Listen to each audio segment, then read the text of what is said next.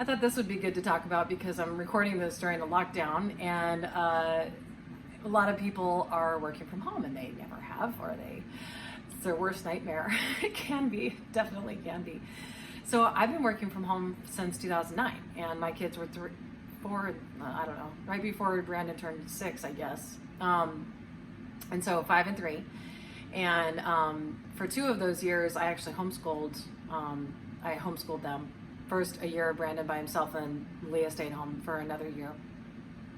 But alas, I had a full-time job and I wasn't doing all that much schooling, so I had to send him back to school after a while. But anyway, I do have some tips because I've been doing it for so long, and I did have some little tricks that really helped me a lot. I mean, let's face it, some days are just a complete clusterfuck, and I put them in front of Disney Channel for hours on end, and who cares, right? I mean, just do the best you can every day.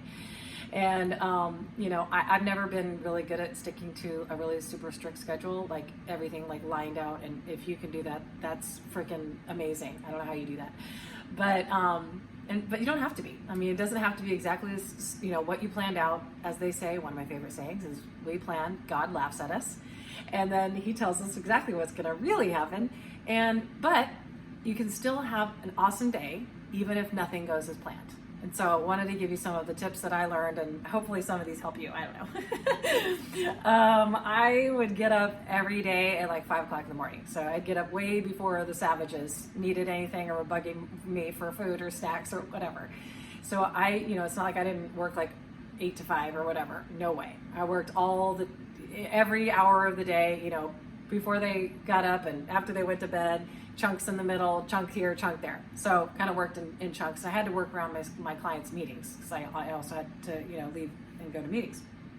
Of course, you guys are not doing that right now, but I have, I had a designated workspace. For years, my desk was in my bedroom, which is not ideal. I ended up moving it into the spare room once we had a spare room. Once my sister lived with us and she would help me with the kids. And so when she moved out, then I had my own, you know, designated room to work, and I could close the door. But before I had that, it was just in my room. But if you have just a designated space where you're just working, it's the only thing you do there, then that really helps you concentrate and, you know, feel like you're accomplishing something, and you hopefully have 5 or 10 minutes at a time where you don't get interrupted. Also, you know, I would have goals for the day, things that needed to be done, you know, 30 minutes of math or 30 minutes of English or read or whatever it is. You know, have the activities, have games, you know, have stuff, but just let go of like having exactly everything happen at the same time, because you never know what's going to happen and who's going to run out of attention span as soon as you start something. And it was, you know, just great. It's better to just have, I need these 5 things done by dinner time. And then it's much easier to accomplish. It's like, I'm going to get them done by dinner, so I'm going to do this one at 11. I got a 12 o'clock call. Do this one at 1. You know, stop for do breakfast at 8. You know, so you can get it all done here and there in between the things that you really need to do.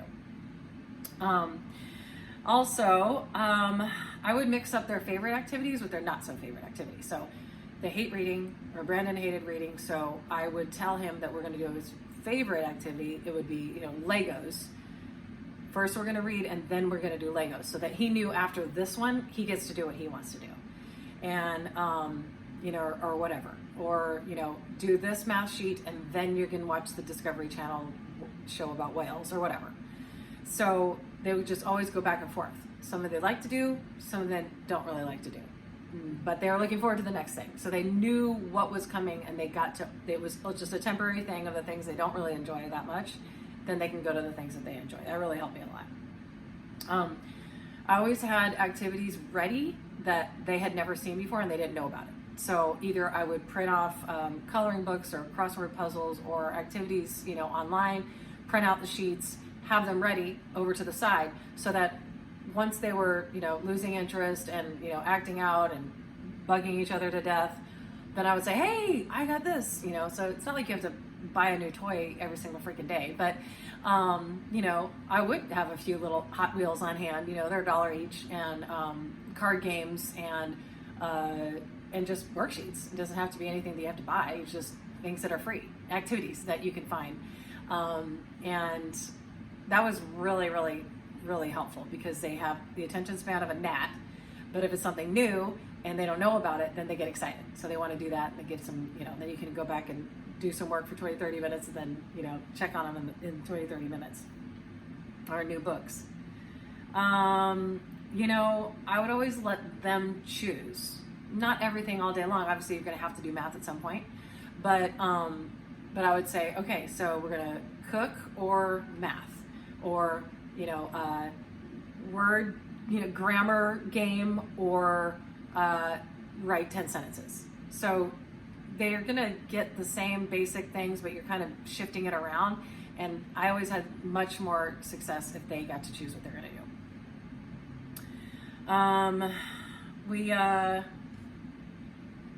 If all else fails, throw them in water.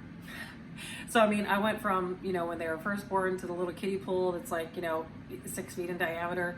It can be a bucket of water. At my old house, I just had a dumpster truck full of sand dumped on my side yard. I didn't even have a sandbox. You don't really need one. I just had a pile of sand and let him out there with the hose, and he'd be entertained for hours. With his trucks, tunnels, water, I don't know, just when in doubt, throw them in water, whatever you have. Any bucket of any kind, any hose, any whatever. I also got this little cheap, bouncy houses, one of those little small ones.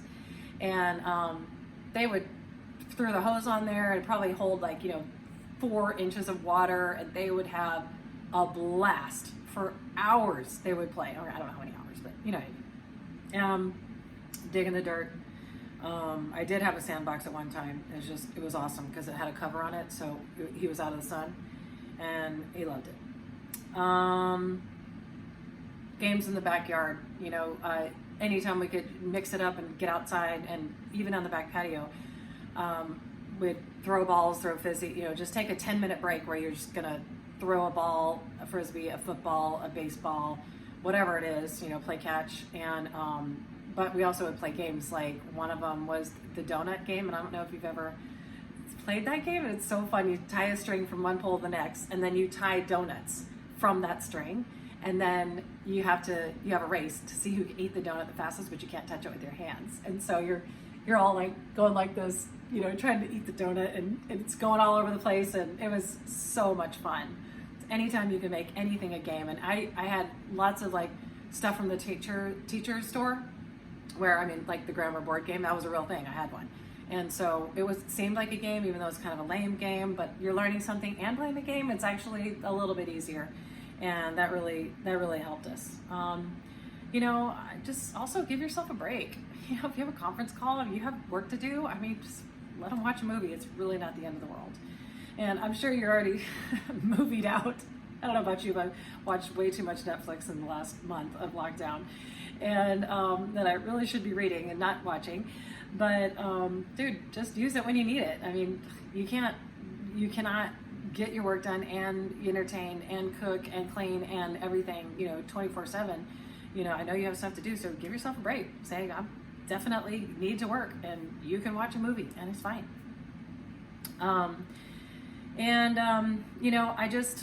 I think that working from home is nuts, and it's totally insane most of the time. But these are some of the things that helped me. So hopefully they helped you, and hopefully you're doing well with your kids, and wishing you health and safety, and you and yours are healthy and safe, and wishing you lots of love. Thanks for being here. If you'd like to subscribe, it really helps me a lot. And I also have a newsletter and lots of stuff on my website, mrskarenstanley.com, if you want to check that out. I've got lots of free downloads you might want to check out. And I hope you're having a great day. Hope everybody's staying safe and sound and healthy.